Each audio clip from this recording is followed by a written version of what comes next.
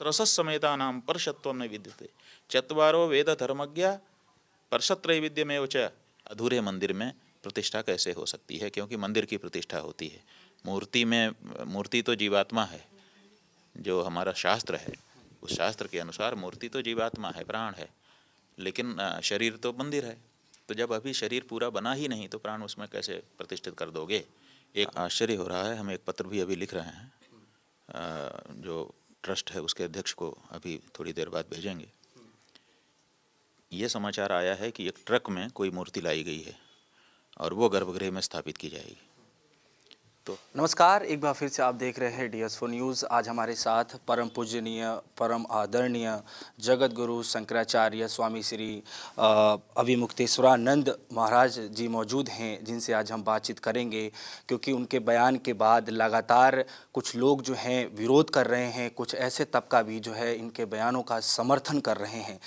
क्या ऐसी नौबत आन पड़ी कि जो है शंकराचार्य महाराज जी को भी जो है ऐसे बोलना पड़ रहा है और वो प्राण प्रतिष्ठा में नहीं जा रहे हैं? महाराज जी कैसे देख रहे हैं कि आप जिस तरीके से बोल रहे हैं कि आप नहीं जाएंगे दिव्यांग मंदिर के अंदर में, जैसे मैं सुन पा रहा था, क्या कारण है सर? दिव्यांग क्यों कह रहे हैं? देखिए, मंदिर जो है वो भगवान का श्री विग्रह होता है हमारे धर्मशास्त्रों की दृष्टि से। तो वो जब पूरा बनेगा तभी सकलांग होगा। अभी पूरा बना नहीं है, इसीलिए उसको हीनांग कहना पड़ रहा है। और आजकल जो प्रचलित शब्द है जिसमें आम लोग समझ सकते हैं वो दिव्यांग हो गया है। तो इसीलिए दिव्यांग शब्द का प्रयोग किया गया, ताकि लोग समझ जाएं कि अभी पूरे अंग, मंदिर के पूरे अंग बने नहीं हैं। नागर शैली में बन रहा है ना। नागर शैली में आधार से लेकर के 8 अंग होते हैं मंदिर के। तो उसमें शिखर जो है, शिखर के ऊपर कलश, वो अंतिम अंग होता है। तो जब तक कलश न बन जाए तब तक हीनांग ही तो कहा जाएगा। आप जो सोमपुरा हैं, देखिए अभी तक आप लोग दुनिया भर की बात चलाते हैं। जो निर्माण करने वाले सोमपुरा हैं वो उनसे पूछिए ना कि क्या मंदिर बन गया? कितने अंग होते हैं मंदिर में? कितने अंग निर्मित हो गए हैं और कितने अंग अभी बाकी हैं? क्यों नहीं पूछते सोमपुरा से? वो स्थापित ही हैं, वहाँ की विश्वकर्मा है वो। तो वो बताएंगे वास्तु शास्त्र के बारे में। उनसे तो नहीं पूछ रहा है कोई चैनल वाला। महाराज जी, आज खबर चल रही है और कि जो है आज गर्भगृह के अंदर जो है आज रामलला स्थापित हो जाएंगे। आप कैसे देख रहे हैं? देखिए, हमको बड़ा आश्चर्य हो रहा है। हम एक पत्र भी अभी लिख रहे हैं, जो ट्रस्ट है उसके अध्यक्ष को अभी थोड़ी देर बाद भेजेंगे। ये समाचार आया है कि एक ट्रक में कोई मूर्ति लाई गई है और वो गर्भगृह में स्थापित की जाएगी। तो हमारा ये कहना है कि ये जो रामलला विराजमान है, मुकदमा तो इन्होंने लड़ा, जीत तो इनकी हुई, और धूप ताप टेंट में रह करके इन्होंने सहा। अब जब मंदिर बन गया तो कोई दूसरी मूर्ति आके बैठेगी, तो इन रामलला की उपेक्षा क्यों की जा रही है? रामलला विराजमान ने मुकदमा जीता है ना। रामलला विराजमान के लिए लोगों ने बलिदान किया है। तो ये समझ में नहीं आता है। इसलिए हम लोगों का कहना है, अनुरोध कर रहे हैं हम ट्रस्ट से कि रामलला विराजमान को ही मुख्य वेदी पर स्थापित किया जाए। बाकी कोई मूर्ति करना है तो उसमें हमें आपत्ति नहीं है, लेकिन मुख्य वेदी पर ये रामलला, इन्हीं से भावना जुड़ी हुई है वर्षों से। सब लोगों ने इनके लिए, जब इनको टेंट में बैठे देखते थे तब लोगों का मन पसीजता था कि देखो कैसा अन्याय हो रहा है, कैसा अत्याचार हो रहा है। इन्हीं की पूजा पुजारी जी बहुत लंबे समय से करते चले आ रहे हैं। तो आज जब इतना बड़ा इनके नाम पे मंदिर बन गया, इन्होंने मुकदमा जीत लिया, तो अब दूसरी कोई मूर्ति आकर के उनकी जगह ले ले, वो उन्हीं की जगह उन्हीं की रहनी चाहिए। महाराज जी, एक सवाल इस समय चल रहा है कि जो है अब मोदी जी जो है जजमानी नहीं करेंगे, कोई जो है मिश्रा जी हैं और उनकी वाइफ जी हैं वो करेंगी। तो क्या इसके बावजूद भी जो है आप लोग अभी भी नाराज हैं? भैया, ये सब बिना मतलब के सवाल हैं। पहले कहाँ पत्र निकल गया था कि मोदी जी यजमानी करेंगे, और अब कहाँ निकल गया कि वो नहीं करेंगे। ये सब तो चीज़ें प्रोसेस में हैं, चलती रहती हैं। मोदी जी तो एक ही दिन आना था। जो उनका कार्यक्रम है वो 6-7 दिन का है। तो 7 दिन उनको, मोदी जी को कब ऐसा समाचार आया था कि 7 दिन वहीं रह करके मोदी जी काम करेंगे? वो तो एक ही दिन जाने वाले थे ना। तो इस तरह के प्रश्न कोई तात्पर्य नहीं रखते। अच्छा महाराज जी, क्या आपको लगता है कि प्रधानमंत्री मोदी जी को जो है जिस तरीके से राम मंदिर प्राण प्रतिष्ठा या फिर जो भी उद्घाटन है उनका करना ठीक रहेगा? भैया हम सब के पूरे देश के प्रतिनिधि हैं वो। जब विदेश में जाता है कौन आपके देश का प्रतिनिधित्व करता है? करते हैं ना। तो हमारे सबके प्रतिनिधि हैं, अगर वो करना चाहें तो क्या बाधा क्या है किसी को? हाँ, ये जरूर है कि अगर उनको करना होगा तो धर्मशास्त्र के नियमों, सब नियमों को मानते हुए करना होगा। मनमाना नहीं कर सकते, बस इतना ही तो बंधन है। अन्यथा वो तो प्रतिनिधि है ही है, कुछ करना चाहें तो क्या दिक्कत है, क्या है? प्रतिनिधि करें, लेकिन धर्मशास्त्र के नियमों की अवहेलना करते हुए ना करें, इतना ही तो कहना है। लेकिन कुछ गुरु जो हैं वो ये कह रहे हैं कि कोई धर्मशास्त्र के विरोध में नहीं हो रहा है, सब कुछ अच्छा हो रहा है और जो है राम मंदिर जो है अधूरा है या नहीं है वो मायने नहीं रखता है। मायने रखता है कि पूजा पाठ और जो भी कार्य जो करना चाहिए था उससे विधि विधान से ही हो रहा है। भैया ये बात है कि हमने अपनी बात कह दी है जो धर्मशास्त्र के सम्मत थी। कोई भी धर्मशास्त्री अभी तक हमारे सामने आप लोगों के चैनल के माध्यम से या सीधे आया नहीं है कि धर्मशास्त्र सम्मत सब कुछ हो रहा है। हमने एक ही प्रश्न उठाया, अधूरे मंदिर में प्रतिष्ठा कैसे हो सकती है? क्योंकि मंदिर की प्रतिष्ठा होती है, मूर्ति तो जीवात्मा है। जो हमारा शास्त्र है उस शास्त्र के अनुसार मूर्ति तो जीवात्मा है, प्राण है, लेकिन शरीर तो मंदिर है। तो जब अभी शरीर पूरा बना ही नहीं तो प्राण उसमें कैसे प्रतिष्ठित कर दोगे?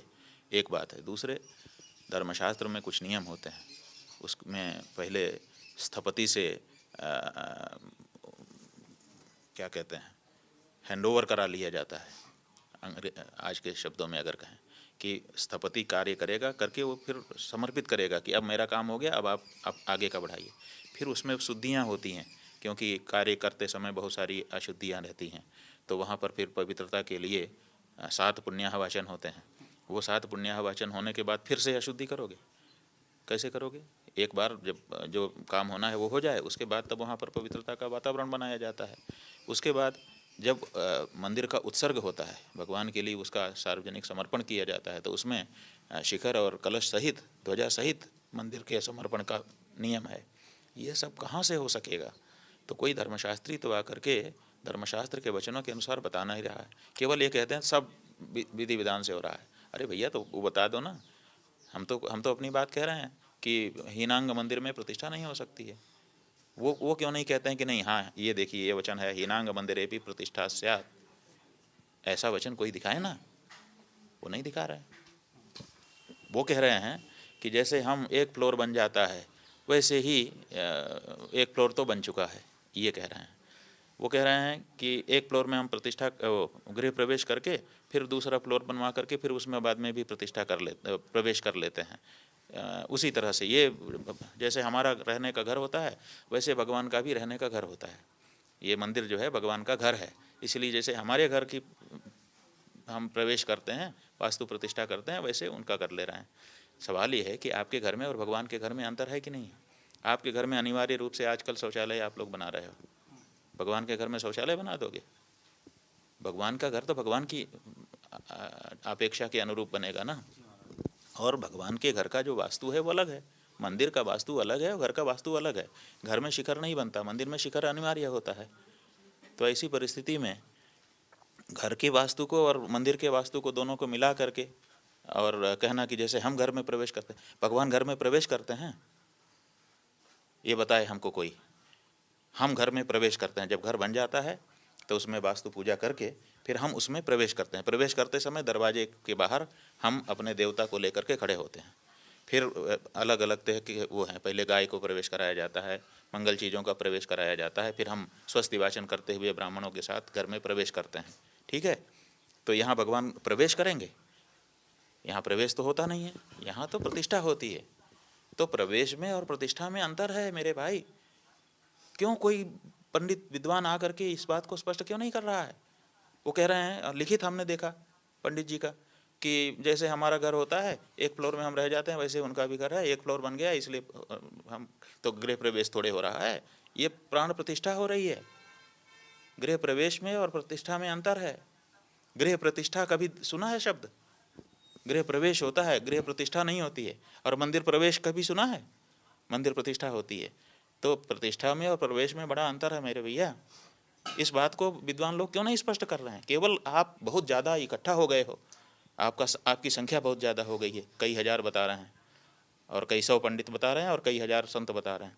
आप हजार सहस्रश समेता नाम परशत्व न विद्यते चत्वारो वेद धर्मज्ञा परशत्रैविध्यमेव च स ब्रूते यम सधर्म स्यात् एको वाध्यात्म वित्तमः। हमारे यहाँ पारिषद्य निर्णय होता है, जो विद्वान होता है उसकी बात मानी जाती है, हजार लोग नहीं मानी जाती। एक आदमी यहाँ भी बेहोश होकर के गिर जाए और यहाँ 1000 लोग खड़े हों, उनकी बात मानी जाएगी कि उसमें से एक आदमी हाथ उठाएगा मैं डॉक्टर हूँ, तो उसकी बात मानी जाएगी। किसकी मानोगे बताओ, 1000 की कि एक डॉक्टर की? एक डॉक्टर की मानोगे ना, क्योंकि वो विषय का विशेषज्ञ है। तो इसी तरह से यहाँ पर हजार सहस्रश समेता नाम, हजार की संख्या में इकट्ठा होकर के अगर कोई लोग कुछ कह रहे हों, उसको नहीं माना जा सकता। विषय के विशेषज्ञ को, मर्मज्ञ को, उसकी बात को माना जाता है।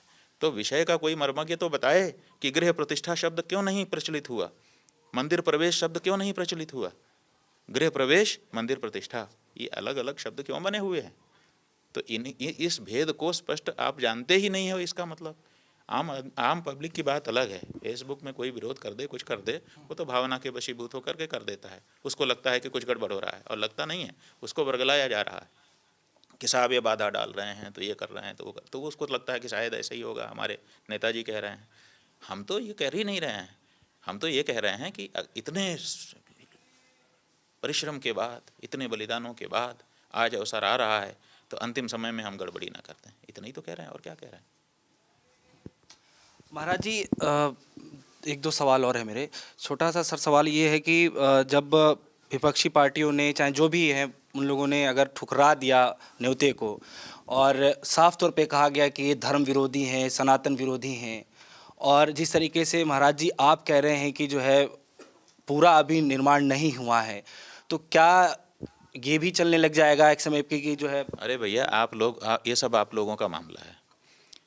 विपक्षी पार्टी शंकराचार्य जी के वाक्यों का सहारा लेकर के खड़ी हो गई है, ऐसा आप लोग कह रहे हैं। अभी आप इंट्रोडक्शन में बता रहे थे। आप विपक्षी पार्टियों से पूछिए ना कि क्या वो हमारे सनातनी धर्मशास्त्रों को रिकॉग्नाइज कर रहे हैं?